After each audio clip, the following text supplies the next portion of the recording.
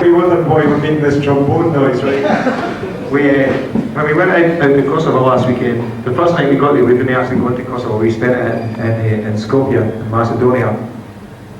And we were invited to a reception for with the Canadian embassy and stuff. And there was a Philip Glass concert before it that we had to attend. I don't know if anybody's ever seen Philip Glass live. Or is anything? No. Well, he's this kind of avant-garde, kind of half jazz, half classical composer, very modernist.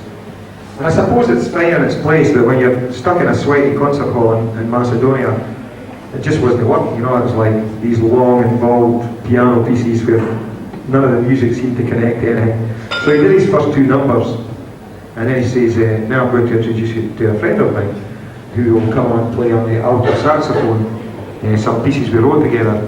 So we're like, oh, maybe this will bring that up a bit. So I'm sitting right next to Bruce in this hall, and it's all people sitting in tuxes and nice dresses and everything. And the guy comes out the stage and there's a kind of hushed silence. And Bruce goes, he walks up to the mic with his sax, he's just the way he started playing, and Bruce went, oh. And the two of us, you couldn't laugh out loud, right, because it's this reverential sound. The two of us, I know that feeling in school where your teacher gave me a round for laughing and you couldn't pay and you're sitting pushing your seat. The two of us were like that for 10 minutes something. We were sweating like the last dogs in Korea. We sweat, there's like two of jackets on our feet so people wouldn't see us. And eventually after the guy played half a song, we had to get up and go out. It was very unusual. So it's become a kind of trademark thing over the past week, that trombone noise. Oh, little Jack.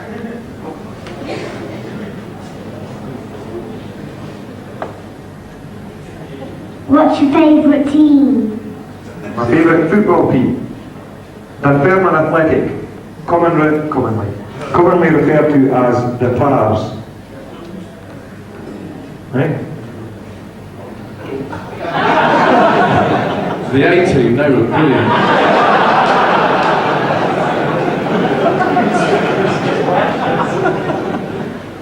I don't like football, that's why I want to see Dunfermline Athletic play.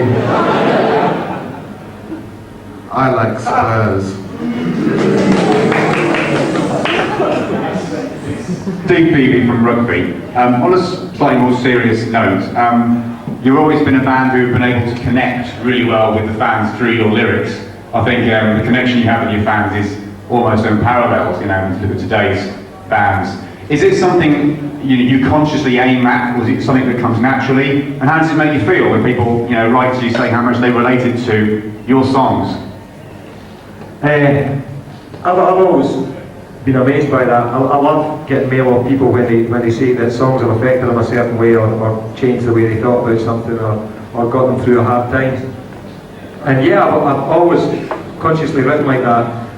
When I was a little kid, growing up in Scotland, my mum and dad had friends who were like folk musicians. They play in the local kind of British Legion and stuff like that. So Saturday night in our house was always the kind of place in the village to gather after the pubs were shut. They'd come back with these guys, they had like accordions and guitars and banjos and fiddles and what have you.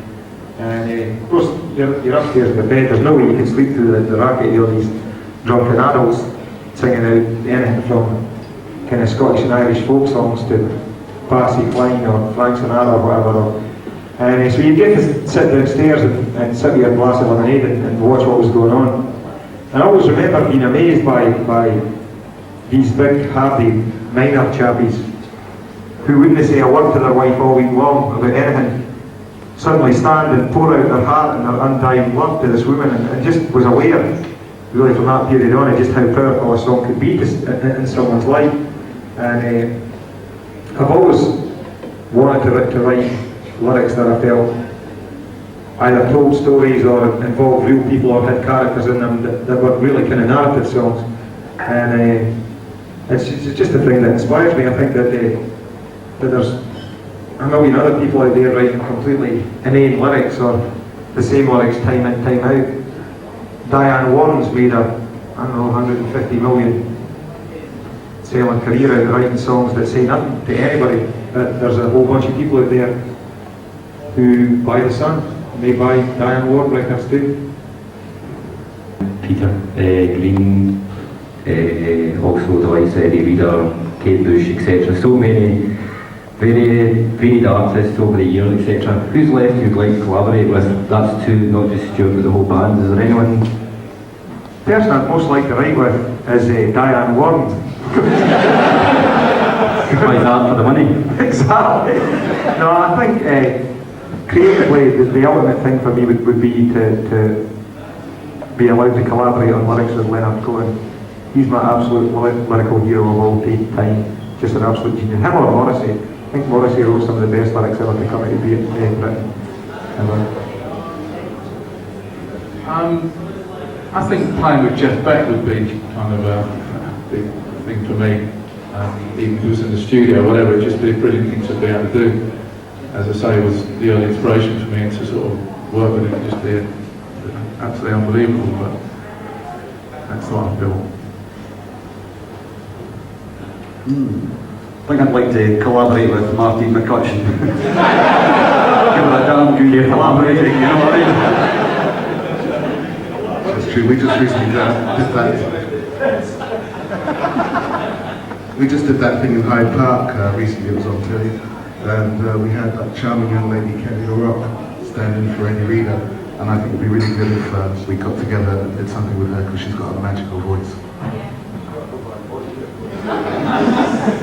Talk about, sorry, just the guys reminded me of something there. You talk about seeing something that I'm used in America. There's two things. One of them's kind of rude, so if there's any children listening, cover their ears.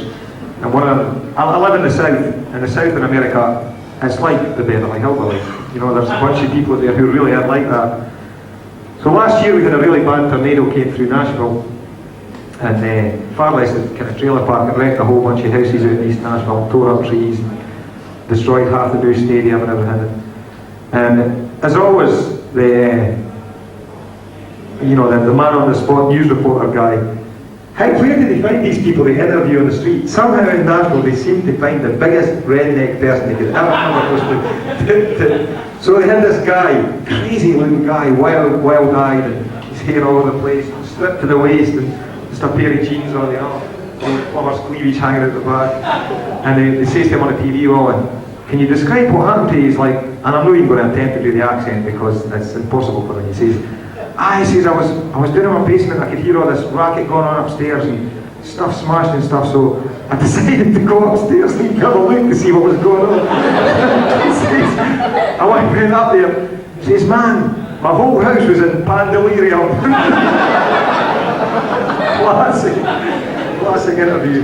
And then another thing, a few weeks ago, I think I must have been the only person in Nashville that was actually watching this on TV. But Jay Leno spoke about it on the Tonight Show for a week. I'm sitting there watching the TV, right, and it's one of these Fox's most amazing videos thing, you know, where they show like people falling out of buildings and smashing their cars up and stuff. General nice family entertainment. So anyway, the guy says, we want to tell any viewers of a nervous disposition now to leave the room, because the next video we're going to show you, the final one of the evening, is pretty shocking.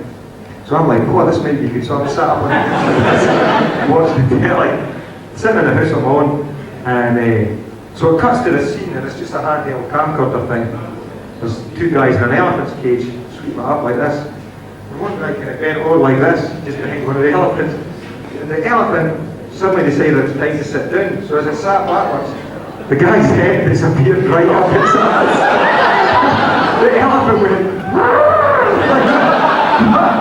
it got worse, because the elephant must have got a fright. He couldn't get his head back out, so he's like this. Push your leg back on his legs. And his mate had to drop his brush and go across the ground. And pull him out. And the guy was lying on the ground, totally gagging for air and throwing up the shoulder. And they showed it again in slow motion. Brilliant.